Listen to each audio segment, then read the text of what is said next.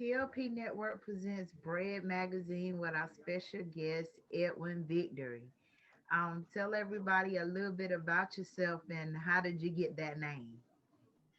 Oh, wow. Well, my name is Edwin, last name Victory.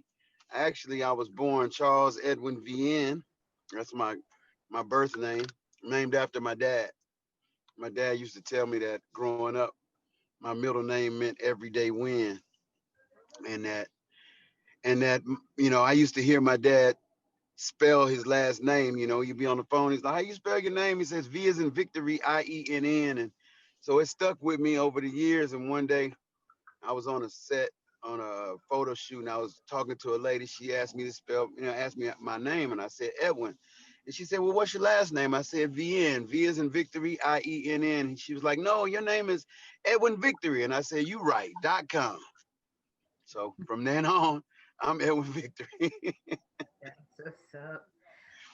For everybody that don't know you, tell everybody a little bit about what you do. Well, I'm a singer. I was born uh, into this business. I started singing at an early age in church. I ended up about 18 years old. At 18, I graduated high school and I went to college in University of Maryland to be a classical vocalist. I was on a vocal scholarship. Around those times, Boys to Men had just become very, very popular, and it was interesting because they became popular doing something that we were already doing in high school. So I decided to pursue that, and I went back to Texas. I'm from Houston. I went back to Texas, and a couple of years after that, I joined up with some guys, and a couple of years after that, we got a record deal. The singing group is called Ideal. I don't know if you remember Ideal, but we brought some hits between the 96 and 2003. We actually had three number one hits, which was Get Gone, Whatever You Want to Do, and Creep In. From then till now, I just been grinding in an entertainment business all the way. I've created children's entertainment companies, cartoon characters. I've traveled all over the world. I've done thousands of shows.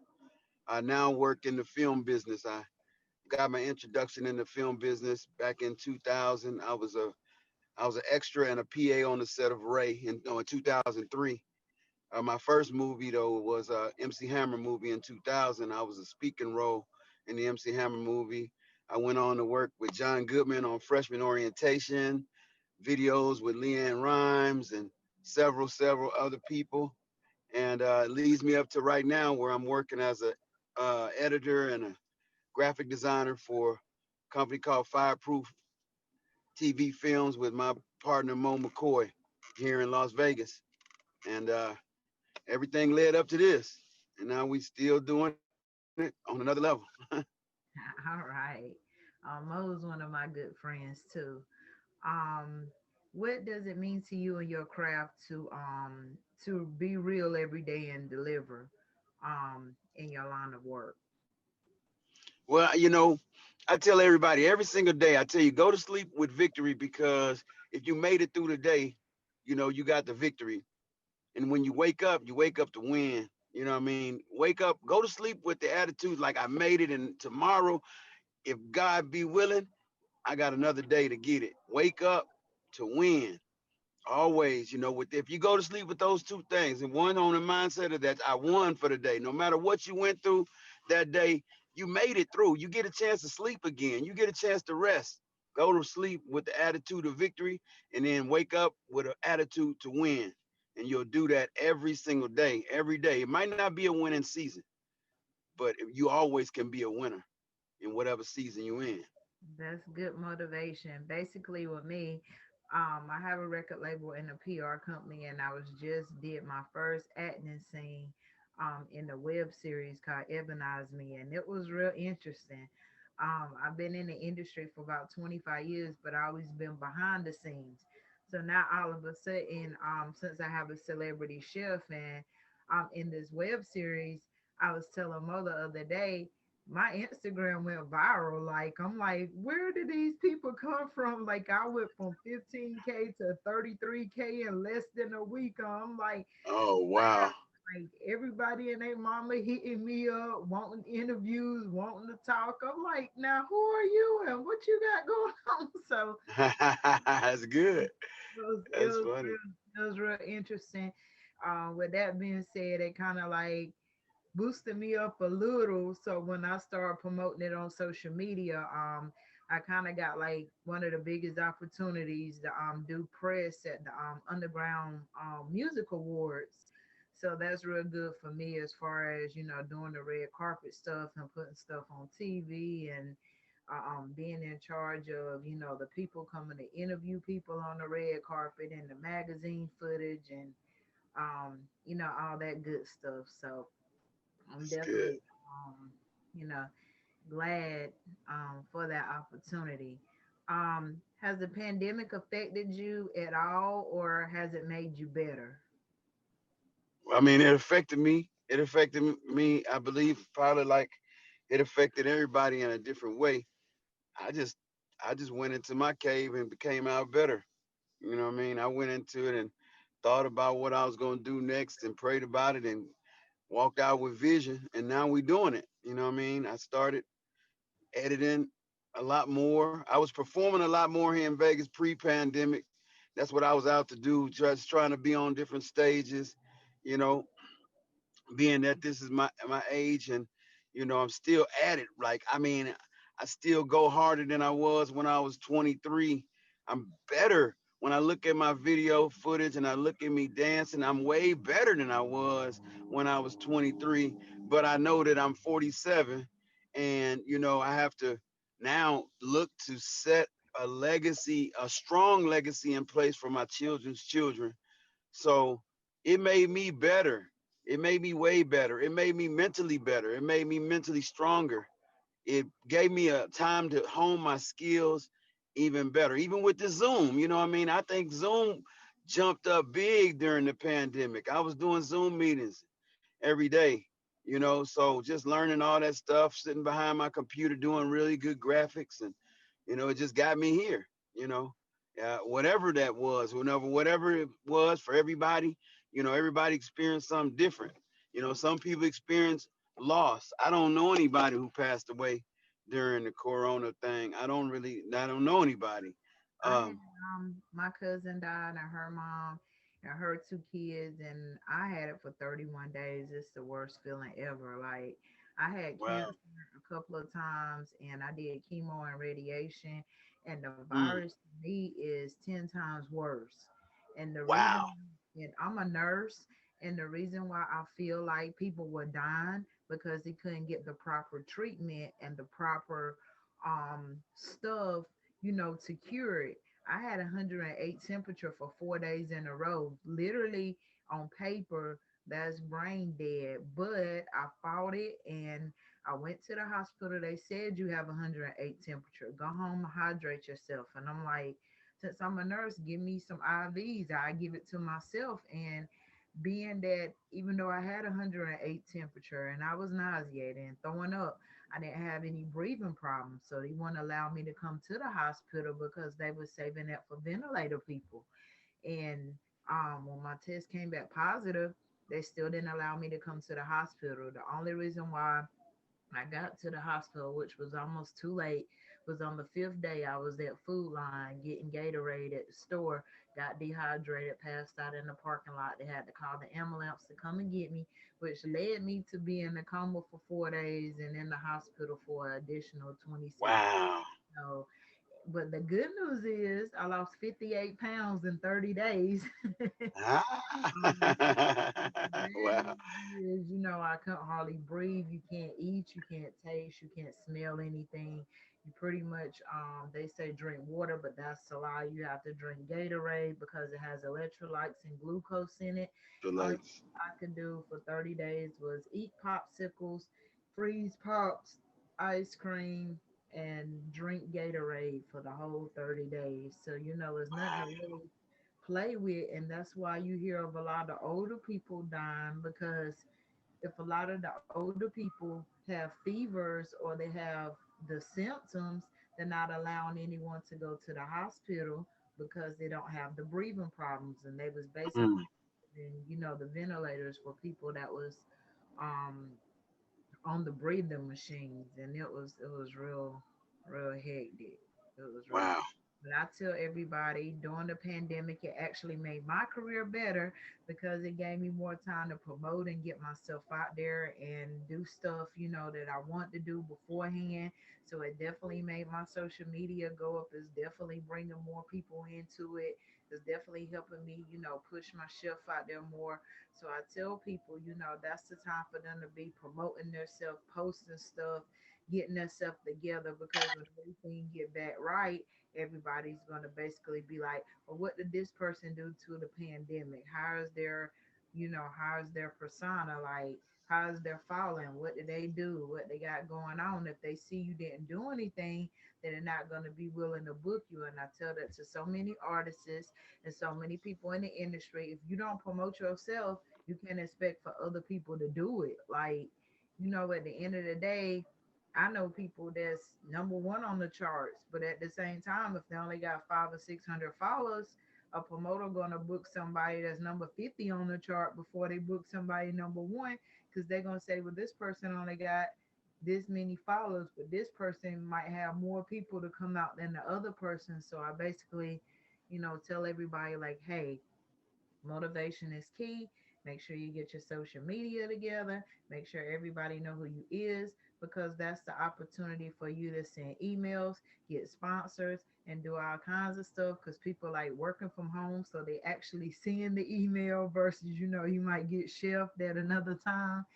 So Wow. to tell everybody like, and it's amazing. Mo has been a big encouragement for me, and he's a real motivator. And what I learned is like, I talked to a person that I interviewed recently, um had about 80,000 views on YouTube, but didn't know anything about subscribers, didn't know anything about BMI, didn't know anything. So basically with that being said, it's like some people get into the game just thinking, yeah, if I post this on um YouTube is fine, but not really realizing like, hey, if I get these subscribers and I got this many views, I'll get this amount of money. I know a guy had 8 million plays on the radio and didn't get any royalties because he wasn't certified or registered with BMI. And a lot of people just think, they only know bits and pieces. They don't do their research to know, go to BMI, get this on YouTube, do this and this. They just think, hey, if I give a DJ this money and he break my record and play on the radio, I'm good. But at the same time, they don't really know the odds and ends, and really see what's going on. So, I think everybody should learn what to do when they first get in there. And then, I have so many artists and so many people like, oh, what's the EPK? Like, oh, if you don't represent yourself and you don't know what the EPK is, then you might be in the wrong business. So you need somebody on your side that know something about the music business. So, Hmm. yeah. Well, Okay. I I've been in the music business a long time. I teach. I tried my best to teach people. I'm a little bit. I'm a little bit opposite. You know what I mean? Because my social media is. Let me say this. I had no idea about a lot of social media stuff. I knew, I mean, because I've been on computers and I have a degree in graphic design. I graduated 2003. So after my music business success, I ended up going back to school to be a digital person. Graphic design is what I have my degree in, and I have a certified video editing certificate, and I graduated in 2003. Social media started rocking, and I've been on the internet and did everything. I get money, I got all my payment, everything I need to live life digitally right now. But one thing, I started building my social media up when I was doing my cartoon company, and I got really, really high numbers. But then I got divorced in my personal life, and I decided to start over with my social media. I'm talking about kill everything from the past. Like, and I wasn't paying attention. I didn't even, because I get money because of my ASCAP and my royalty check, and because I get real spins on the radio. You know what I mean? Real spins, not social media spins, not uh streams. I don't get no money from streams. I might get $100, $200, but I get thousands from the songs that I wrote, that hit radio, that I write, that I wrote. And because I've been in the music business for a long time, I know how royalty checks feel, look, and when they come every 3 months. But the thing about it is that, see, what happens on when you older and you getting paid from the old system, or the way you really, music business is known to get paid, it oftentimes kind of keeps you like, well, I'm gonna worry about my bank account. Okay, well, I'm gonna be worried about this little streaming. But I realize that now the numbers, even the numbers are way more important, because people don't see your bank account. You know what I mean? I don't care, because I got money in my bank account. But when it comes to online, I know now that I need to start really, really building my numbers. That's one thing I've done with Mo, since I've been with Mo in the last 2 or 3 months, is that my numbers have increased because I tied in with somebody who's more of an influencer online. But I tell people how to get their money when it comes to their royalty checks. But see, people don't realize it, that if they not signed to ASCAP, BMI, or CSAC, and they get radio play, radio don't have no obligation to pay them no money, because radio pay a license fee to these companies that pay artists who are part of these companies. Mm-hmm. That's right. And And I try to tell these artists, these young brothers, I'm out here every single day talking to these young brothers, be like, look, y'all, do you know anything about ASCAP being by? They don't like, no, but they getting all these video, they paying for all these high class videos, and getting all these streams online, but they ain't getting no real money every 3 months. that's right. So it's got to be a balance. Somebody got to, because I'm not gonna tell you. Go look at my social media numbers. They loaded like a mug. I got like 300-400 followers on Instagram. I got like, some of my videos got 19 views. Some of them got 5,000 views. My kids stuff got 10,000 views. But at the end of the day, my subscribers are low. I So I'm having to work my social media. But I mean, relevancy as a person, as an artist. I mean, shoot, do the history. You know what I mean? I'm for real. Edwin Victory, Charles VN, 1996, appeared in Billboard for the first time. yeah. Ideal, number one, three times number one, Billboard R&B. You know what I mean? So there is a balance, because some of us just don't really. Then can't nobody tell me about how many stages they've been on and how many people been in front of. But somebody can tell me how many followers they got on Instagram, Facebook, Twitter, and all the other stuff. But at the end of the day, where's the balance? Who are you? Have you stood in front of 10,000, 20,000? Have your song been number one? Have your poster been in Blockbuster Music in 1996, Part in of it. every last one of them, in every city in the United States? Hmm. Well, you heard it So first. Bread Magazine with our special guest no, Edwin. no, Make sure I'm you sorry. make sure you tell everybody all your social media links and how they can get in touch with you. For sure. Well, you can look me up on Instagram. I am Edwin Victory. IAMEDWINVICTORY. You also look me up on Instagram at Edwin Victory Music. And also my website is edwinvictory.com/music. You can follow me on Instagram, Twitter, Facebook, and all that. Everything Edwin Victory. Go look up Edwin Victory on Google and you'll find, guess who? All right. Me. Thank you. With our All right, special baby. guest. Whenever the link become available, I'll make sure you get it. Make sure you like and subscribe to it. It'll be available on Smile World TV, Bread TV, and on YouTube. So I yeah, sure appreciate your time and thank you for having me. thank you. Have a good All day. right, baby. You too. Bye bye.